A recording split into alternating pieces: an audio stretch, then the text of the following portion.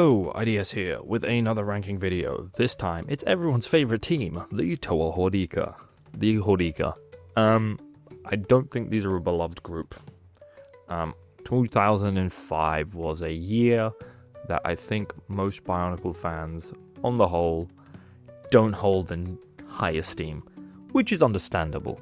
2005, I feel like, wasn't bad, and I've mentioned before, being not so hot in particular years. 2005 was early enough where my kid brain was still like, this is all great. Mind you, this year I didn't get that many sets. I actually only got 2 sets this year. Not for me not wanting them, just because my parents were like, fuck you. So the 2 sets I had this year were actually, I didn't own a single Hordika. I actually owned Kitongu and Bogorak of the Visorak, the blue one. So the Hordika are sets that I, as a kid, really, really did want, but just didn't get them. Which is, whether or not that's the worst thing in the world at the end of the day, wasn't the most spoiled kid, I guess. The Hordika, I think general community sentiment is pretty low on them. I think most people would put them towards the bottom of their favorite teams. They are truly the only Toa team that are pure clone sets. With the Mada, you've got a difference in build style. They all use the same core body. They have different limbs. They don't all have the same 2 weapons per se. There are different styles of weapons, different combinations. Nuva similarly. The Metru, you're getting a little bit closer there. But they do all have different heights. Vakama has a disc launcher. Different styles of weapons with different features.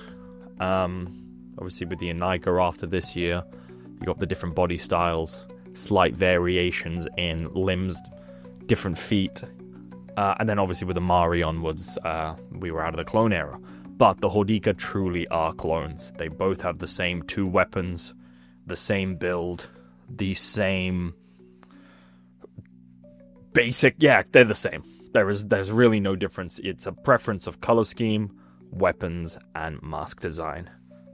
So that's particularly in specific what people feel about them. 2005 as well, I feel like as a whole is a little bit of a wasted year. So 2004, for all its ups and downs, established something crazy. This brand new location that kind of actually in the grand scheme of Bionicle feels like what should have been the default location, once we were past Mada Nui, given that this is sort of the hub of the Matoran universe. And, just the effort the designers went into kind of creating this city landscape, even stuff like the Vaki animations and the Metru CDs, fleshing out some of the architecture, the infrastructure, vehicles. We've got a taste of society. The Vaki are like the police. Got some sort of authoritarian government through Turaga Duma. Like, there's a lot established in 2004. And unfortunately, it's not that they rushed, but, for that arc to really end at the end of that year, in my opinion, is a bit of a miss.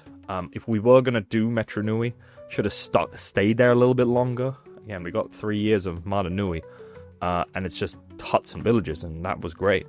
Metru Nui, if you were going to do it, you really should have stuck around a little bit longer and really lived that life. There were so many great stories that could have been told in this sort of urban setting. We get glimpses of it in the Vaki animations. I really do think the Vaki animations are pretty underrated. I'll hold off on going too much into them, just because I can probably talk about that in a Vaki ranking, if people want that, if we want to go even clonier. But we see like gangs and seedy underbelly sort of things, and there's so much to do in an urban environment that Bionicle hadn't had the chance to explore yet, and for it to be one and done was a bit of a waste. And then it isn't one and done. Even though we saw at the end of 2004 the Turaga arriving on Mada Nui and the Metru arriving on Mada Nui and becoming the Turaga. No, actually, in between that, 2005 happened. What? It feels really tacked on. Just the whole premise of it is really tacked on. And, okay, great, we get to go back to the city. Oh, it's webbed up and it's kind of destroyed. So it's basically like we're not in a city anymore. We're essentially just in a sort of a wasteland of what was the city.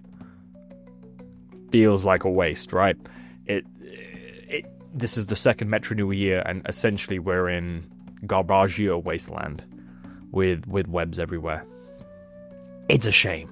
And I think that would have been more shocking if we had lived in Metro Nui for a while. We had a few years of Metro Nui, and then suddenly, oh my god, the city's destroyed. It would mean a lot more. But no, the whole, great rescue to come back feels really tacked on, which is a shame. And honestly, I would have rather have moved forward with the story. If we were done with a flashback, I would have rather us jumped straight in 2006. Now, 2006 is peak. And if 2006 had taken place in 2005 with the 2005 set designs, I'm glad we stayed another year, in my opinion. Again, I wouldn't really want to have seen these sorts of sets representing the Inika, if that makes sense. Now, 2005 in general as well, I find all of the story elements from the books, mind you, the books telling the 2005 specific canon, the comics, all of it is completely disposable except for the movie. Like 2004, for example, a lot of it isn't in the movie. And actually, to really get an idea of 2004 as a whole, you kind of need to read the comics, the books, to get a lot more.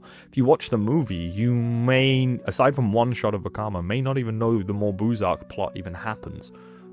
It's easy to gloss over that. And there's a lot going on there. While I'd argue 2005, everything outside of the movie is just filler. It's just the Toa walking around, running in place with the Rahaga, essentially killing time and dancing around the fact that Vakama defects.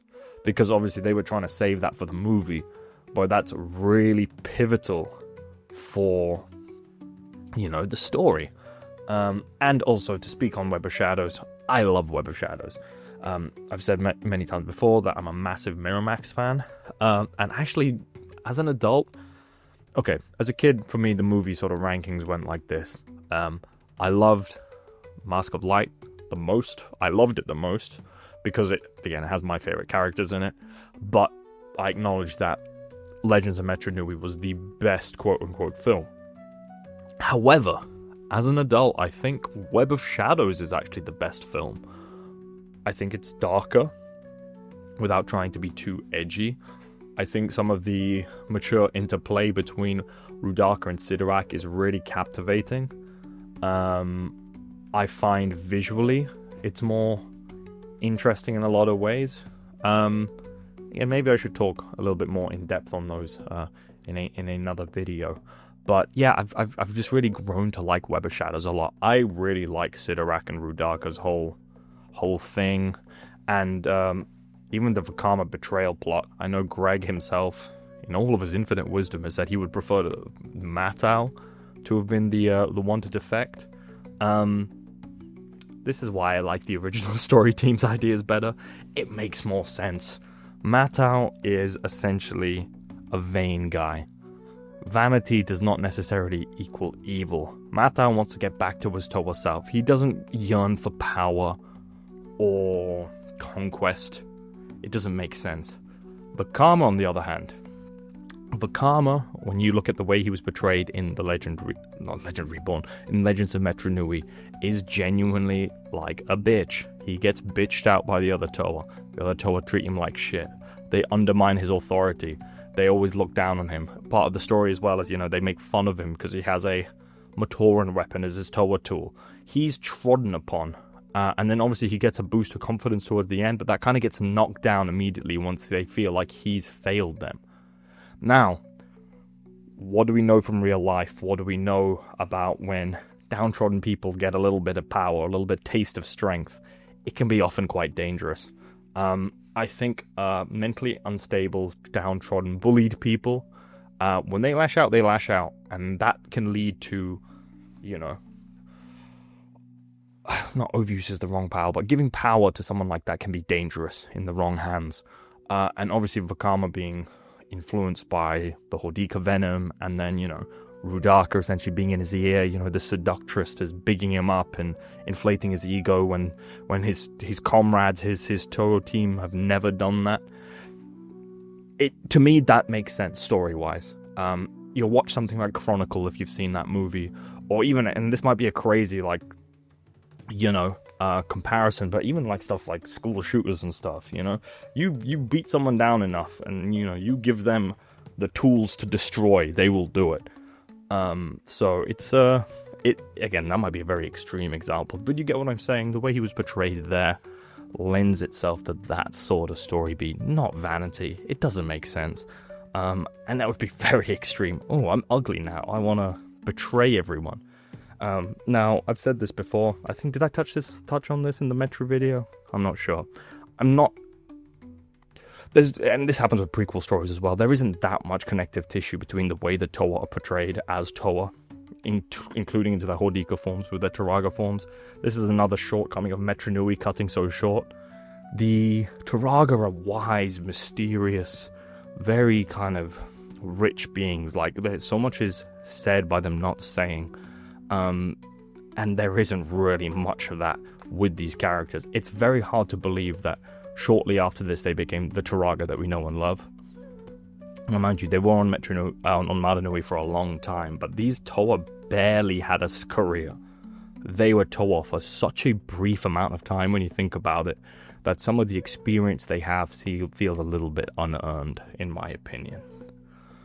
So, those are my thoughts in general about 2005. I think you can throw most of it away.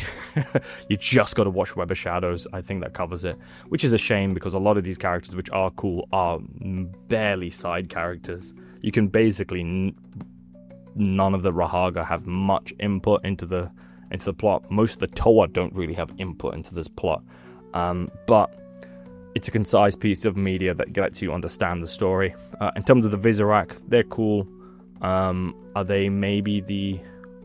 If we lump the Borok Karl and the Borok together, are they the most boring hive villain to this point? Wave villain? Swarm villain? Whatever you want to call them.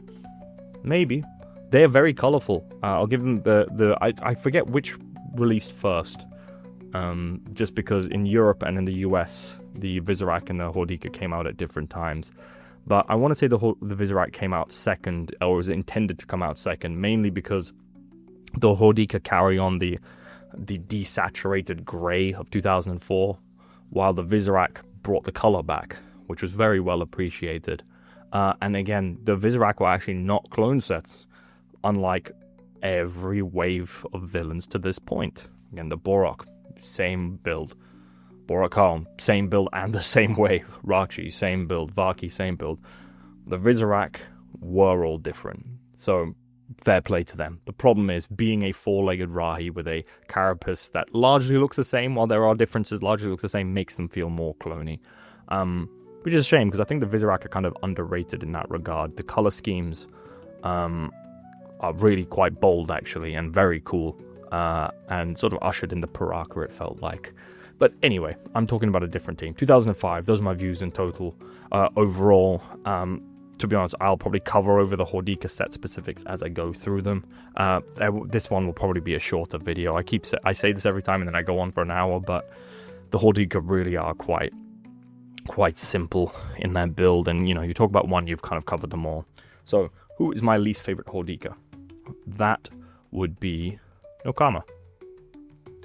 Why is Nokama my least favorite? Hopefully these all are in the right order. Again, there's not much to go off. I'll say what I like. The weapons are really cool. I really like the fin barbs. I much prefer them to her Metru weapon, which is great. I'll say this, the Hordika have underrated weapons. All of them have great weapons. They're all pretty cool. Again, this is a much cooler version of her weapon. As compared to her Metru form. And then the other defining characteristic, I guess, is the dark blue. Again, these are the same as their Metru colors. I like dark blue. It's just the same color scheme with silver added in. It's the face. It's not terrible. It's just my least favorite. There's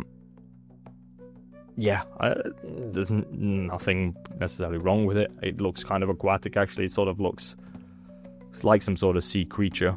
It's just probably my least favorite. That's about it. I'll cover more about, I guess, the Hordika build in general. It's interesting that these are the truest clone Toa sets that we got, mainly because these should be the least clone Toa sets. These are mutated Toa. The fact they are so uniform is pretty stupid. Again, mutation is always random and grotesque and horrible, and I do like how it's portrayed in the movie and even in their commercial. I really love the cocoon scenes in the movie and the commercial. But again, the fact that, okay, they all got mutated, yet they all look identical, it's a miss. Why is that? You see in the prototypes that the Mata arm had different, they used the different versions, like some of them had the slicer arm, some of them had the weapon Mata arm in the prototypes. I can understand why they opted for just the Mata arm, just because the other variants looked very awkward in this, in that place. But let's be real, the elephant in the room is that arm already looks awkward. Like, I don't know what they were thinking, giving us the little gimp arm. I get wanting to keep one arm more deformed, more mutated. Like, again, if this was in a vacuum, I guess that's the mutation, but the fact that they all have that, again, it removes the feeling that this is the mutation. But yeah, so I think most people would prefer this arm to have been more substantial. I've seen builds where people have built the arm symmetrically, so they both have the big arm. It honestly looks too wide. It just needs like a dual segmented arm, like a Metru limb, and then attach it with a ball joint or something like that. It is interesting because the Metru really kind of upped the game when it came to posability, and then to go back to a non-elbowed arm seems like a step backwards. Seems like a step backwards for no reason. It just feels like a downgrade.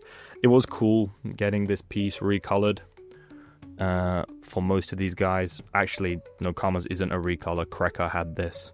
And then I believe the rest of them are. No, not Wanua's. Wanua's came in the Nui Jaga, if I remember correctly. But yeah, that's my thoughts on the, I guess, the Hordika mutation aspect. Again, the fact that they are mutants and are the biggest clones is not a good one. The legs, I've touched on this in the Glatorian and then also the Makuta video. It's a cool piece to get another variant in I guess the Rakshi and Inaika leg length system. But this is definitely the weakest limb of that type of limb. I think the biggest problem is the fact that the ankle is like 2 studs behind the knee, creating this curve. It's like all the Hordika had rickets and their bones bent. And I get it, that's supposed to look like a mutated Metru limb, which is fine. It just reduces its usability. And again, it creates this strange arc. It's not the best looking piece. But 3 connection points separated with a gap. There is a lot of use for it, but there's a reason why not many sets used it, in my opinion, and also why you don't really see it that much in mocks. It's just not that appealing, and I think the weird staggered ball joint is kind of hinders its usefulness. I really like the Hordika foot. It's a really cool piece. I like the fact that it's closer to the ground. Gives us a different option to the standard quote-unquote height of ankles. The Mata foot, the Borok foot, the Metru foot, the Inaika, blah blah blah. Most feet have them one stud higher? Yeah, about one stud higher than this. And then of course with the Paraka foot and the Mantax foot, another stud above that. But cool getting this like lower version here. I also like the fact that because it's got 3 axle holes, that you can switch where the ankle is. That again, more options, more customizability of a piece, the better the piece is. And again, we got this reused in many cool ways. I think of Bruchaka's chest. I think of Takanuva's feet. Great reusable piece. Underrated. I actually think it ended up being a little bit underused as a foot. More Toa could have used this foot in future. The Metru thighs don't bother me. Again, they are Metru mutants basically, so it's fine. My problem though is, and this comes with the whole set, is the fact that these are the same color scheme as the Metru, but with more silver. Silver to me reads armor, less organic, while mutation reads to me organic. Now it's funny because I guess the Toa Nuva also underwent a quote-unquote mutation, and they gained silver, but I feel like with the energized protodermis element of it, it almost feels like, you know, that was like draped on them. They went into silver liquid and gained silver. I can kind of see the connection here. The fact that the Metru gained silver through their mutation feels weird. It feels less organic. It feels like, why are they more armored? I don't know. Again, at the end of the day, these are robots. How biomechanical robots. Mutation can happen however it happens. It's a fictional story. But it was just interesting to me that they feel more like uniform armored warriors versus weird mutants. The Hordika chest is, I guess, a symbol of that. It looks like a very grand royal. Again, it almost looks like bird wings, like an eagle crest on their chest, which doesn't really look that mutant-y. But this is a really great piece. Fantastic chest piece, actually. Criminally underrated. I have no idea why they barely touched on this piece. I think post this year, we got the 2007 Matoran, and I think Maxillos had it in his build, but that is about it. This piece could have been used both with the Yanika torso and the Paraka torso. I have no idea why they didn't lean on this piece a little bit more. And it's a shame. It really feels like it's good on these sets, but doesn't necessarily, you know, complement the theme. Again, this piece had wings to fly, and they didn't really use it that much, which is a shame. The overall body is cool. Again, it's sort of built around allowing the Hordika spinner on the back, which is fine. These guys are kind of hunched, so it covers this gap usually, but it does leave a big gap here. I've never liked how to use the ripcord. You have to essentially like impale them.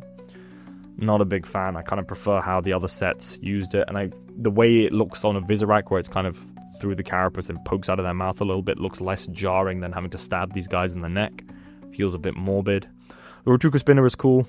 It works really well.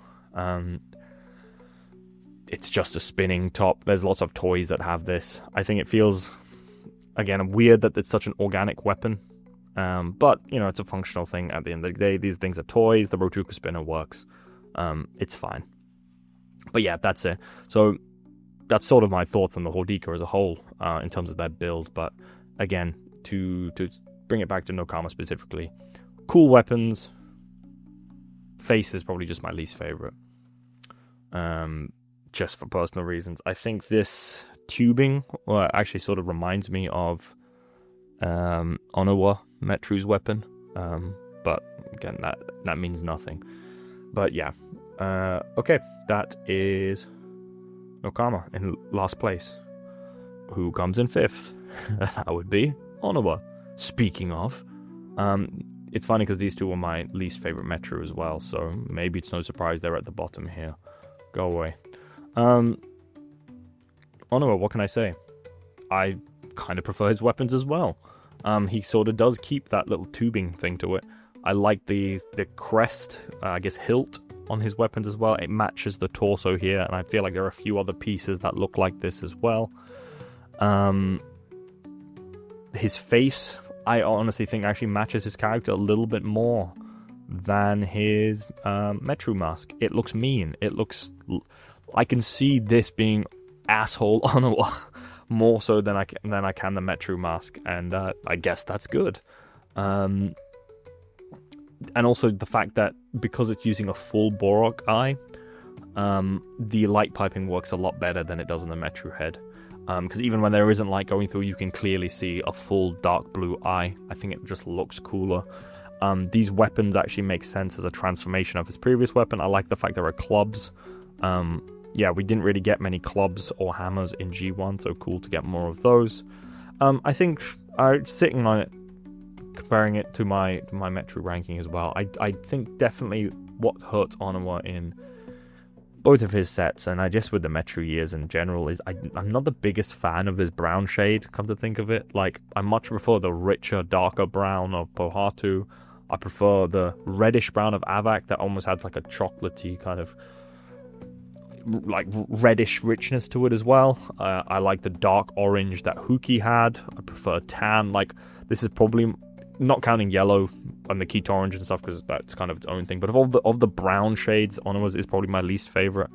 So yeah, for those reasons, he is my second least favorite. Again, there's really not that much to talk through with these ones.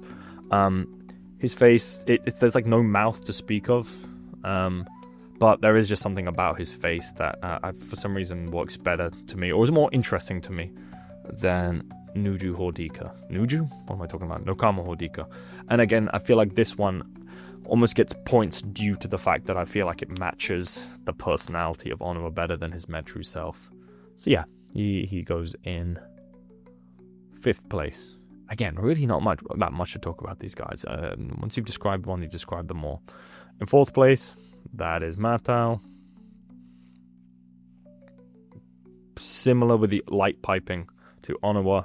That was one of his kind of low points of his Metru set, was the red eyes, just because they don't have the best light piping, being a darker color. His weapons are really, really cool. I mentioned in the Glatorian Legends video that actually Vastus's sickle, part of his staff, really is a kind of a complement to this set. It feels like blah, blah, blah, blah. That weapon feels like it almost comes from the same cachet of weapons as this. Like you could see them in a arsenal of parts. It's a really, really cool blade. And his face is pretty damn neat. It's the one that probably actually links back to his previous version the most by keeping that Metru emblem that both Onowa, Vakama, and Matao had. Makes him look like a little monkey. I think and this mask also has more indication of where that mouth would be. I think as well, Matao being one of the more notable characters in the movie does mean it sort of stands out from that sense. Like, I think Onowa was maybe the most useless in the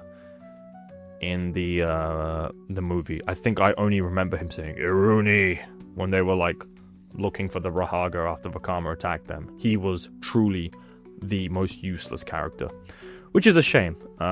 Again, Onowa is actually a character I really like, so that's a bummer.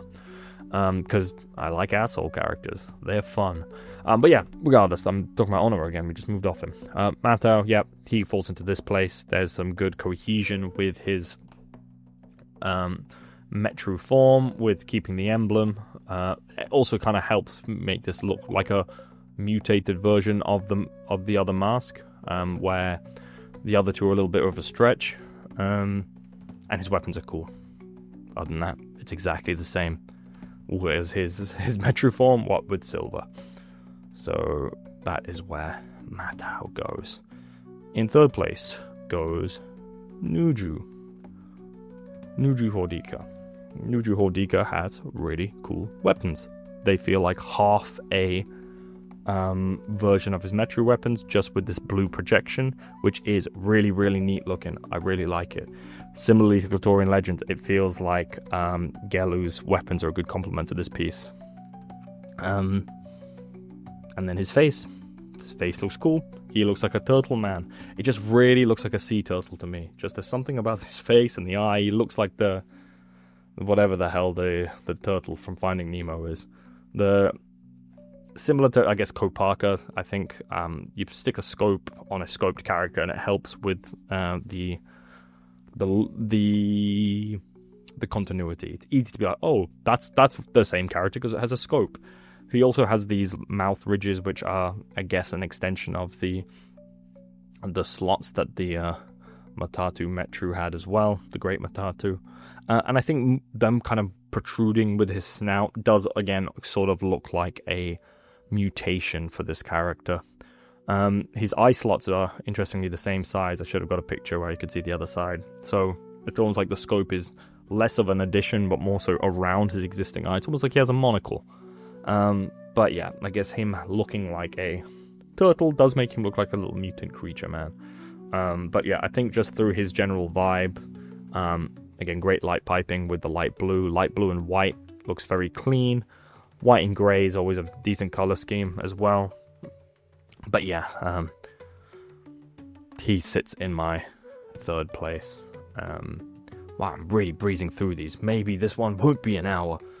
Okay, in 2nd place, actually. Now, this is probably the only one where I have some level of debate. So, Vakama is really, really cool. Whenua is really, really cool. In the auspices of the Hordika. I want to speak about Whenua first. That is Nuju. Whenua looks great. Again, black, grey, dark green. It's the earth color scheme. He's the only one that kept his colors consistently through all of his forms. With dark grey and black with green eyes. It is absolutely Wenua's go-to color scheme, and he kept it throughout all of his forms, which helps because it was very jarring that the Metru basically had no colors in common with their Turaga forms except for him.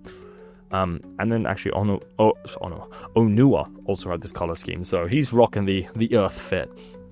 I really do like his face a lot. This ridged brow plus the mouth, I don't know, it feels very rugged. There's just something about this face that I really dig, and I think it really works for the character. Look, you just see the Rahagagaki coming out of this guy. I, Whenua, and the other Toa. You know, it just exudes from this face. And his weapons are really good, and again, struggling to find things to talk about with these guys. Whenua has an additional play function. His jackhammer weapons actually work. Well, they don't actually work, but you know, you can actually bend these flexible hoses and they retract in and out, so you can create a drilling motion. What is this? An additional play feature. Wow! And again, he carries the flag for the Earth's or Stone character to be doing something unique. Something Onua failed at twice. Fuck you, Onua. Yeah. So, as a kid, when I didn't own any of these guys, I'm like, he's my favorite for sure. 100% for sure. Like, it just is. His weapon is an additional function. As you can see in this picture, actually, it's like, if you have it inserted as well, you can kind of lock it in a particular way. So yeah, that's already pushes him ahead of a set wave that is all basically identical. However, Vakama is very clean, and his weapons cannot be understated. While they don't do anything, they look very bold. And then when it comes to just iconography, again, if these are so samey, but Vakama really stands alone in being very striking and recognizable. I do think he does miss the mouth. You can see on my channel and on my socials that I've created a custom mouth for this mask, and I think it does improve the look of this, but it really took me having this mask in hand to realize how clean the lines are and how actually really detailed the Hordika masks are. Because I think from afar it was easy to write them off as, they all kind of look like, they all roughly have the same sort of shape, and they're all this, that, and the other. They're easy to kind of write off as just samey, crappy masks. But when you hold them in hand, there is very good detail work in all of them. And I think Vakama's is a cut above the rest. So, yeah, it's difficult to say. I mean, again, Vakama's green eyes also really stand out. I think it's the strikingness of the orange in the flame, in the blazer claws. I'm pretty sure those are the names. I'm not confusing them with Malam's weapon. Yeah, I'm going to call them blazer claws. If that's wrong, that's wrong. And again, I've made my own movie version of this. You can find it on my socials. But I think buying the set for that purpose made me kind of appreciate it more. And I'm thinking, due to story significance alone, is he my favorite instead? It's a tough one, because I don't know. Because, again, I think Whenua, with the grey and the black, while I did kind of talk it up, does make him look less striking than some of these sets. Like, I think Vakama and Nuju really stand out because of the splash of color really works with these sets, considering how they continue the Metru grey silver drabness. But Wenua's weapon,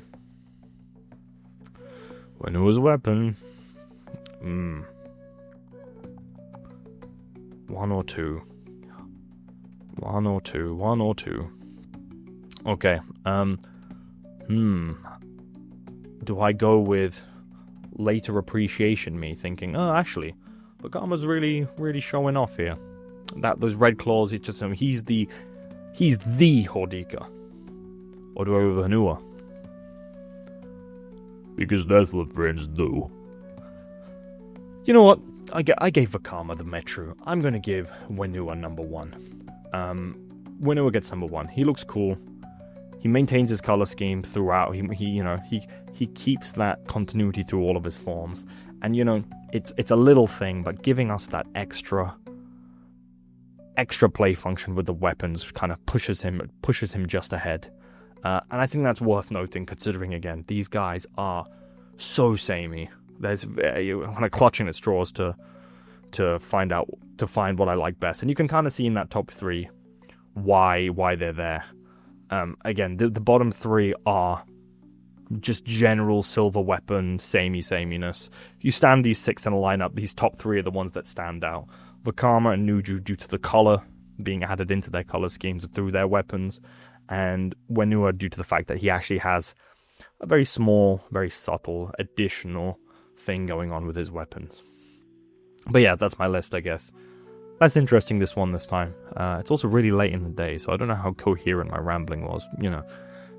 I'm always incoherently rambling, but this one might be more incoherent than usual. Who knows?